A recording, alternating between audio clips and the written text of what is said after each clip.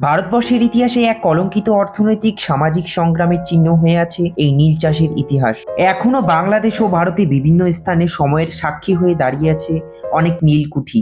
নমস্কার, আমি বিক্রম। ভিডিও শুরু করার পূর্বে সবার কাছে একটা বিশেষ অনুরোধ, যদি ভিডিওটা ভালো লাগে অবশ্যই আমাকে লাইক এবং সাবস্ক্রাইব করে আমার পাশে থাকার অনুরোধ রাখি। এটা তোমাদের জন্য তো একদমই ফ্রি, কিন্তু এটা আমাকে এগিয়ে নিতে অনেক অনেক সাহায্য করে। তো চলো শুরু করি আজকের এই ভিডিও।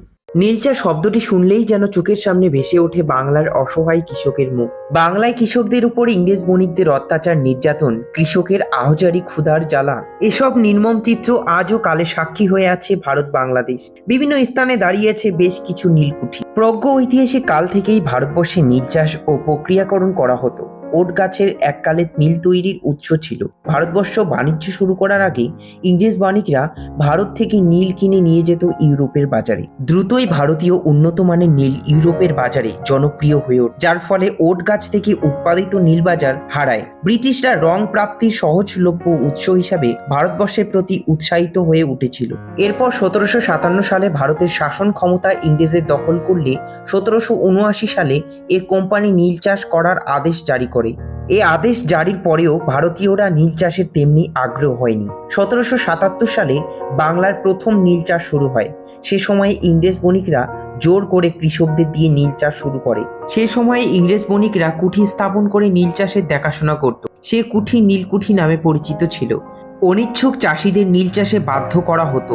ভালো উর্বর জমিতে নীল চাষ করার জন্য চাষিদের জবরদস্তি করে খুঁটি পুঁতে আসা, এমনকি নীল সংগ্রহ করে কেনার সময়ও অর্থ পরিশোধ করতো না।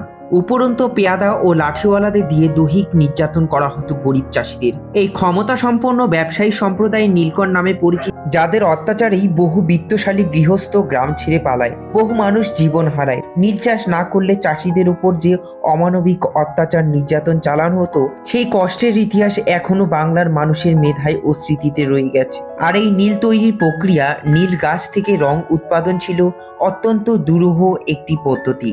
নীল রং তৈরির জন্য প্রয়োজন হতো প্রচুর পরিমাণে জলের।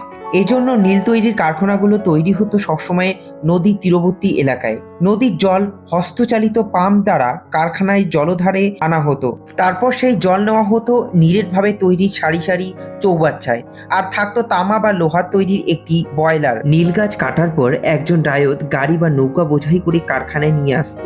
গাছগুলোকে নেওয়া হতো জোড়া চৌবাচ্চার উপরে। চৌবাচ্চার মধ্যে গাছগুলোকে সাজানোর পর তাতে জল ভরে দেওয়া হতো, গাছগুলো যাতে ভেসে না উঠতে পারে সেজন্য বাঁশ দিয়ে চেপে রাখা হতো। এভাবে সারা রাত গাছগুলোকে গাজানোর জন্য ডুবিয়ে রাখা হতো।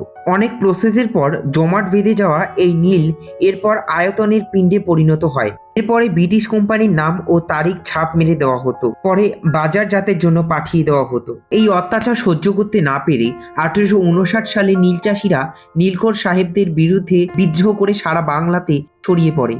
অর্ধ শতাব্দী ধরে নৃশংসতার শিকার জনগোষ্ঠীর কাছে কৃষকদের কাছে নাটকীয়ভাবে শক্তিশালী রূপ ধারণ করে। কৃষকদের এই আন্দোলনে সম্পূর্ণ অহিংস প্রতিরোধ ছিল। এই বিদ্রোহের মাধ্যমে চাষিরা বাংলার নীল চাষের ইতি ঘটায়। দীনবন্ধু মিত্র 1859 সালে নীল বিদ্রোহ নিয়ে নীল দর্পণ নাটক রচনা করেন।